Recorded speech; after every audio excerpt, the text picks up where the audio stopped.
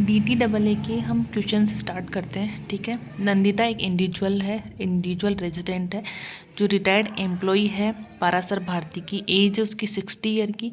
Is a well known dramatist. Driving income, उसकी जो driving income है ड्रामे से वो 1,10,000 की है। वो कहाँ से है? उसने थिएटर का काम किया है। कहाँ पे? अब्रॉड में। मतलब ये फॉरेन की इनकम दी हुई है। ठीक है, जिसपे टैक्स है वो 11,000 का डिडक्ट कर लिया उस कंट्री ने।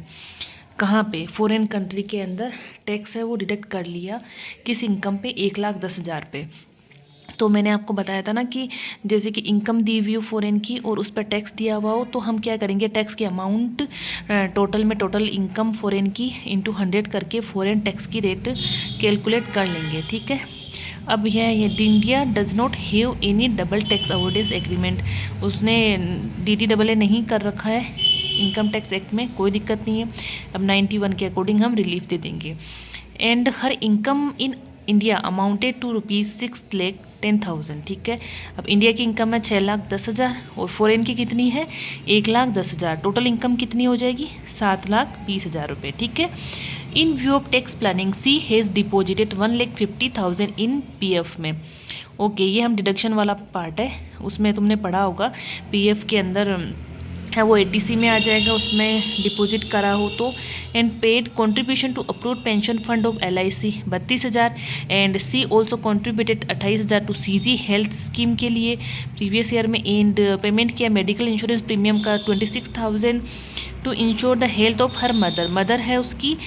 नॉन रेजिडेंट है, ध्यान रखना नॉन रेजिडेंट है। वैसे हेल्थ केयर के लिए मतलब जो पेरेंट्स हैं उनके लिए 50,000 तक अलाउ है, लेकिन यहाँ पे क्या है कि ये जो मदर है वो नॉन रेजिडेंट है, तो यहाँ पे 50,000 अलाउ नहीं होगा। यहाँ कितना होगा? सिर्फ 25,000 होगा, ये ध्यान रखना।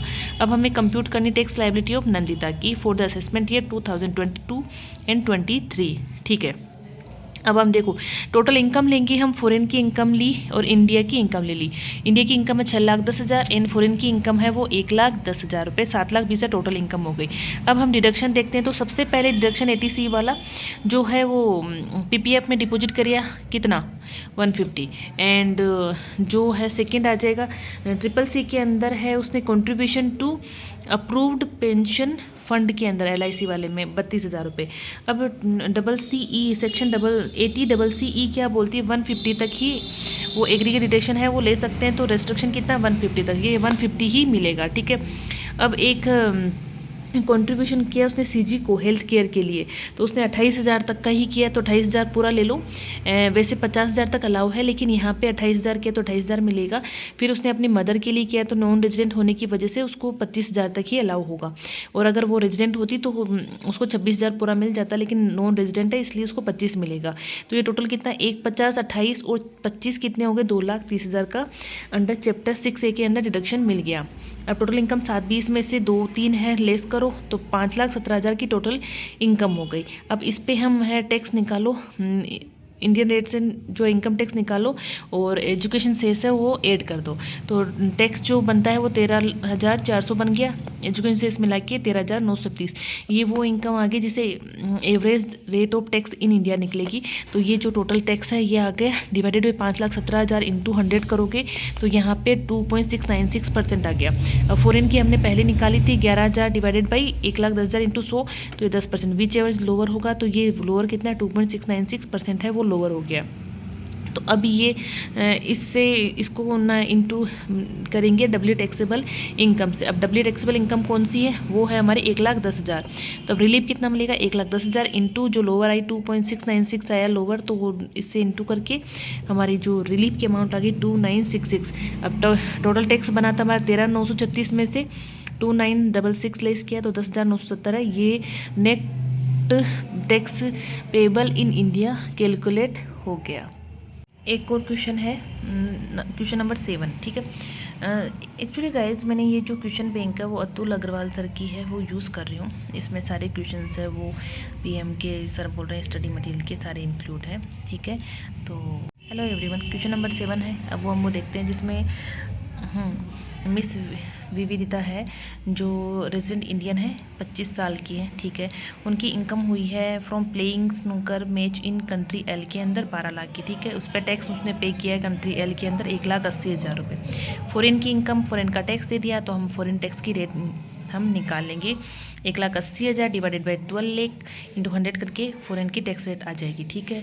अब income from playing snooker tournaments in India, India की इनकम है वो आ गई, फिर इंडिया की इनकम आ गई, फॉरेन की इनकम आ गई, फॉरेन का टैक्स रेट आ गई, फिर LIC है, लाइफ इंश्योरेंस प्रीमियम पेड किया है वो हमारे डिडक्शन में आ जाएगा, फिर मेडिकल इंश्योरेंस प्रीमियम पेड किया है फॉर हर फादर के लिए जिनकी एज है 62 ईयर की एंड क्रेडिट कार्ड से पे किया है, मिल जाएगा, कोई दिक्कत नहीं। क्रेडिट कार्ड से पे किया है तो फादर के लिए है, अगर फादर रेजिडेंट है तो मिल जाएगा, कोई दिक्कत नहीं है।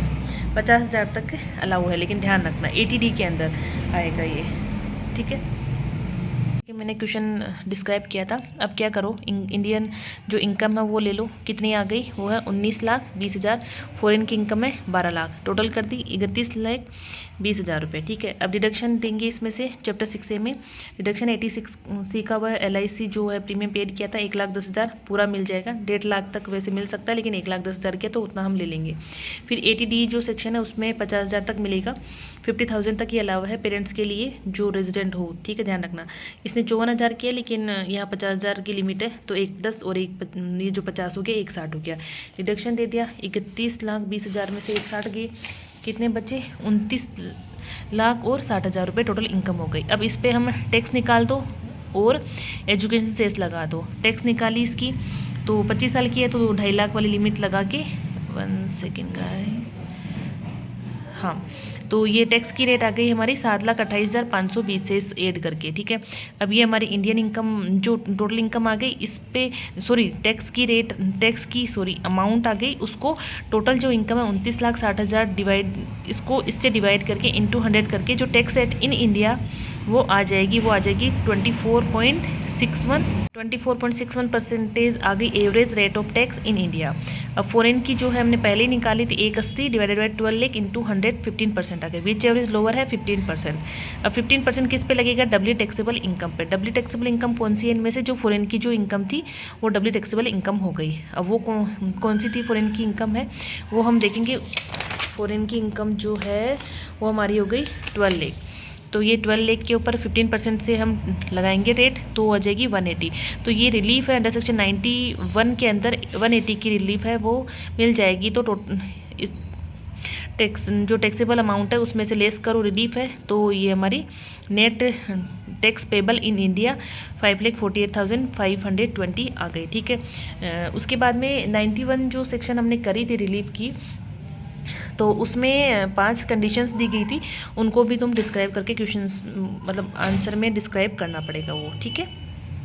चलो अब क्वेश्चन नंबर 12 करते हैं, जिसमें रामांजू तिवारी हैं जिनकी एज 65 ईयर की है, रेजिडेंट ऑफ इंडिया है। इनकी कौन कौन सी है वो देखते हैं। एक इनकम है जो बिजनेस एंड प्रोफेशन के इन इंडिया, ठीक है, 6 लाख की है, कोई दिक्कत नहीं है। डिविडेंड है उनको मिला है नाइजीरिया से, जिसमें टैक्स पे किया उन्होंने नाइजीरिया में 30,000 का। इन जो इनकम है डिविडेंड की वो है 1,50,000। इससे ये दिखता है कि जो नाइजीरिया की जो हमारी फॉरेन की जो टैक्स रेट आएगी वो कितनी आएगी, 30,000 डिवाइडेड बाई 150, ये इसकी नाइजीरिया की टैक्स रेट आ जाएगी। आगे हम देखते हैं। और ये हाँ एक ध्यान रखना, डिविडेंड जो इनकम है वो जाएगी अदर सोर्सेज के अंदर, ठीक है। अब है royalty on the books for Spain. अच्छा, ये स्पेन के अंदर जो रॉयल्टी है बुक्स पे मिली है, इनकम हुई है वो, उस पर टोटल इनकम जो है वो तो 8 लाख की है, लेकिन 40,000 का TDS उस पर डिडक्ट किया गया है वहाँ पे। तो अब जो इसकी फॉरेन की जो टैक्स रेट निकलेगी वो जैसे 40,000 डिवाइडेड बाई 8 लाख हो जाएगी, इंटू 100 करके हो जाएगी, ओके। में income from other sources is follow. Saving interest है from Punjab and Sind bank से है, इंटरेस्ट इनकम है MDR पे 15,000 एंड 2 लाख 15,000 मतलब इंडिया की इनकम है, ओके, अदर सोर्सेज में जाएगी। फिर फर्दर क्या है कि उसने एक एक्सपेंस किया है किस पे, 120 का रॉयल्टी इनकम को अर्न करने के लिए। जो 8 लाख हमने ऊपर जो रॉयल्टी इनकम थी इसकी, उसके ऊपर उसने 120 एक्सपेंस कर दिया। तो ये एक्सपेंस है, जब हम इनकम को लेंगे ना रॉयल्टी को, तो 120 इसमें से लेस करके करके बाकी नेट अमाउंट शो करेंगे। फिर उसके बाद में he has also deposited 150 in PF, ठीक है, 86 की डिडक्शन मिल जाएगी। किसके लिए? उसके वाइफ के लिए ड्यूरिंग द ईयर। ओके, फिर कंप्यूट करना है टोटल टैक्सेबल है और डी डबल है वो नहीं कर रखा है उसने। ओके, अब कंप्यूटेशन करते हैं टोटल इनकम को। अब सबसे पहले हम इंडिया की है इसमें इनकम ले लेगा वो बिजनेस एंड प्रोफेशन के लिए 6 लाख की हमने ऊपर देखी थी, ठीक है।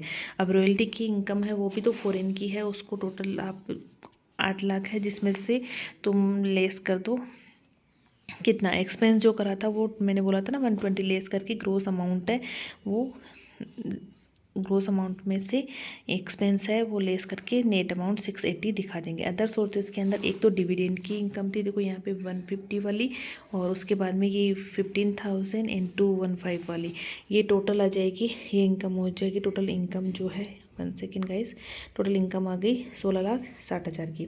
अब ये जीटीआई आ गई, जीटीआई आ गई। अब जीटीआई में से अब लेस करेंगे डिडक्शन 80।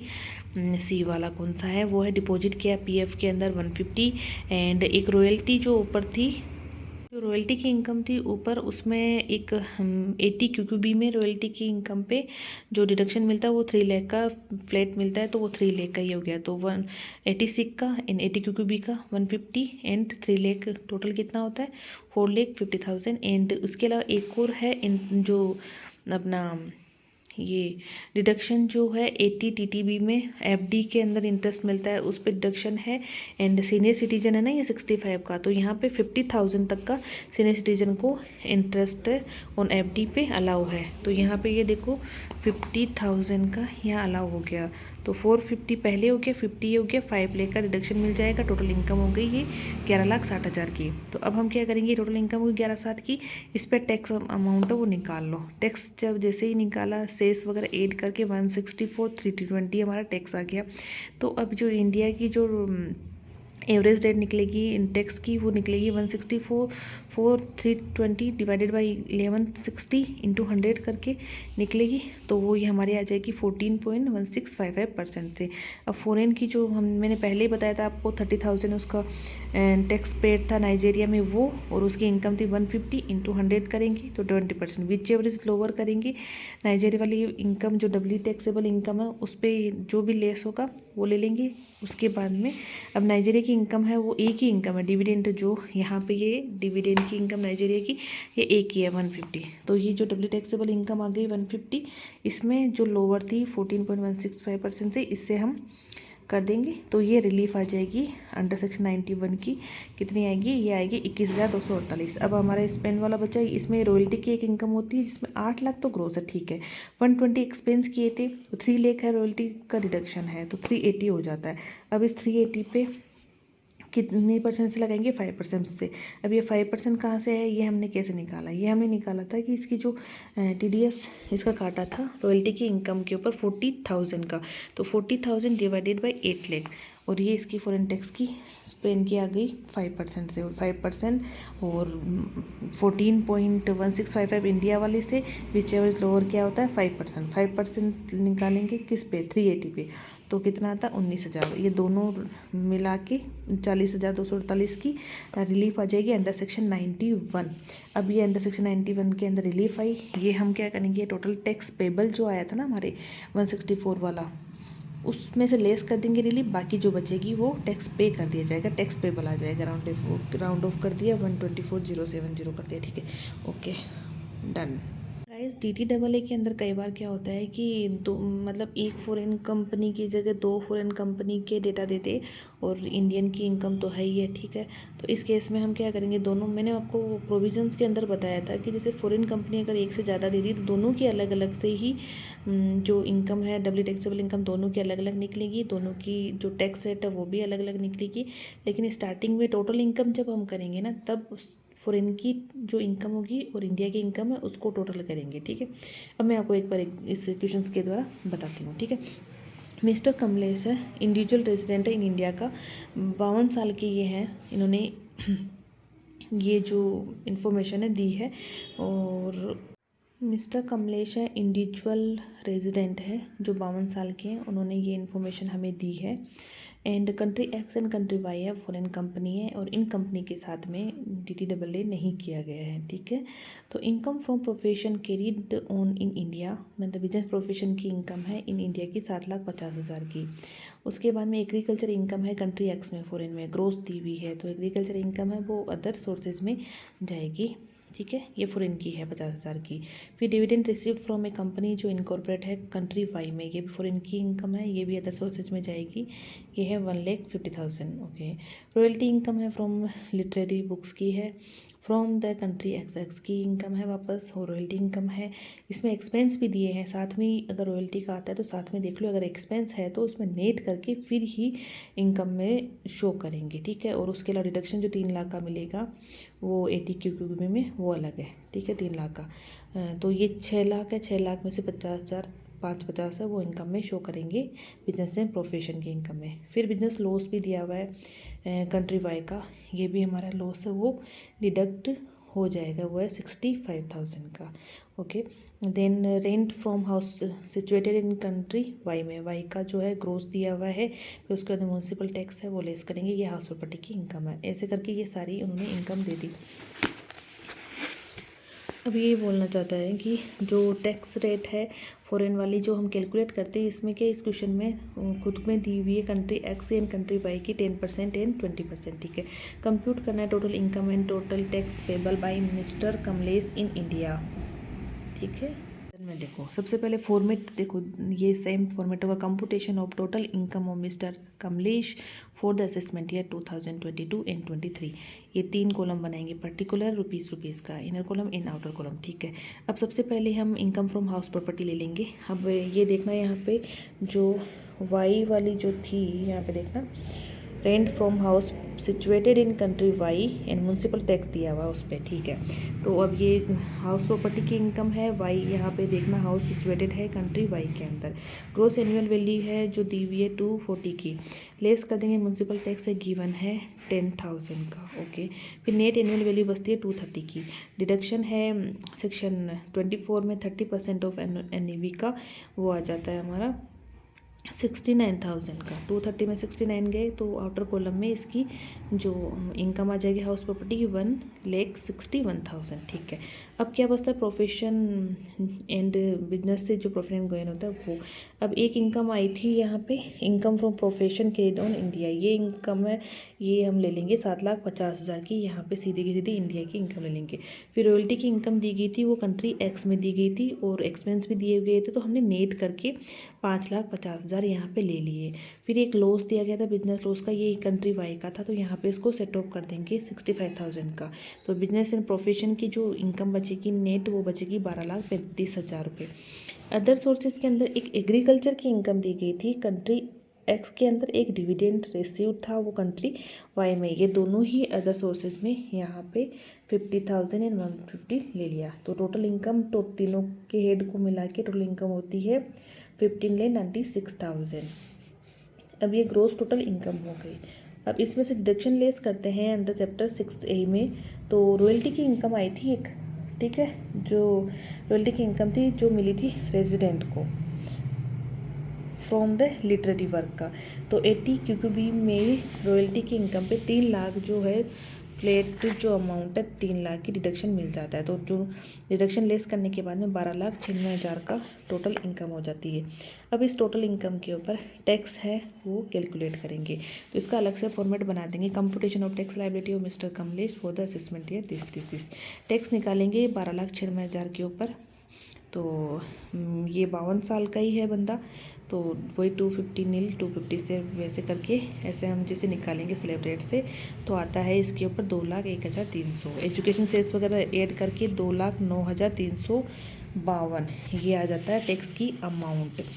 अब हम इंडिया के अंदर टैक्स की अमाउंट जब निकालेंगे तो ये अमाउंट 2,9 एंड ये जो है हमारा इस पर निकालते हैं तो जितनी अमाउंट आएगी वो, और फॉरेन की जो रेट दी हुई है 10% और 12% विच लोअर होगी वो डबली टैक्सेबल इनकम पे उसको सीधा कर, मतलब उस पर उसी इनकम पे निकाल के उस रेट से वो आ जाएगी रिलीफ अंडर सेक्शन 91 के अंदर। अब हम देखते हैं वर्किंग नोट बनाएंगे जिसमें रिलीफ निकालेंगे 91 की। अब मैंने average rate of tax in India बताया था अभी आपको, तो वो आ गई 16.154 और एवरेज रेट है कंट्री एक्स की वो दी हुई है, तो दोनों में से जो लोअर होगी वो 10% होगी। अब डब्ल्यू टैक्सेबल इनकम तो निकालनी पड़ेगी कंट्री एक्स की, तो उसमें एग्रीकल्चर इनकम, रॉयल्टी इनकम, दो ही इनकम है वो एक्स कंट्री की। तो एग्रीकल्चर इनकम 50,000 की, रॉयल्टी इनकम 6 लाख की थी, लेकिन 50,000 का उसमें एक्सपेंस था, 3 लाख का उसमें डिडक्शन TQQB में मिला हुआ था, तो 2,50,000, 2,50,000 प्लस एग्रीकल्चर इनकम दोनों मिला के 3 लाख की डबली टैक्सेबल इनकम हो गई। इस पे किस रेट से निकालेंगे? इस पे निकालेंगे 10% से, क्योंकि वो लोअर वही आ रहा है। तो 10% से 3 लाख पे निकालेंगे तो हमारी रिलीफ की जो अमाउंट आएगी वो आएगी 30,000 की। ठीक है, अब बचता है कंट्री वाई। तो कंट्री वाई की जो रेट है वो तो हमें दी हुई है 20% से। फिर इसकी डबली टैक्सेबल इनकम निकालेंगे तो इसकी दो इनकम है इसकी, एक तो हाउस प्रॉपर्टी की जो हमने पहले निकाली थी NAV का 30% डिडक्शन करके जो 161 आ गया था। फिर उसका डिविडेंड की इनकम है 150, वो भी इसी की है, तो 3,11,000। इसमें एक बिजनेस का लॉस भी दिया हुआ है, वो भी कंट्री वाई के लिए, वो भी यहाँ पे भी लेस करेंगे, वहाँ पे भी हमने लेस किया था, कंपुटेशन करी थी टैक्स ये अपने टोटल इनकम की, तब भी हमने लेस किया था 246 का। अब इसमें से 20% और यहाँ पे इंडिया की है 16.154%, दोनों में से 16.154% है वो लोअर है। तो 246,000 पे ये निकालेंगे इससे, तो कितना आ जाता है 39,739। ये और वाई की एक्स की फॉरेन की दोनों की जो है टैक्स की अमाउंट है ये आती है 69,739। इसकी रिलीफ हमें मिल जाएगी और ये हम वहाँ पे जाके लेस कर देंगे। देखो 69,739 ये है हमारी रिलीफ अंडर सेक्शन 91 और बाकी जो बचेगा वो हो जाएगा टैक्स पेबल। और ये कंडीशन जो सिमिलर हम लिखते हैं जो रिलीफ 91 में तब मिलेगी जब ये 5 कंडीशन से फुलफिल होगी।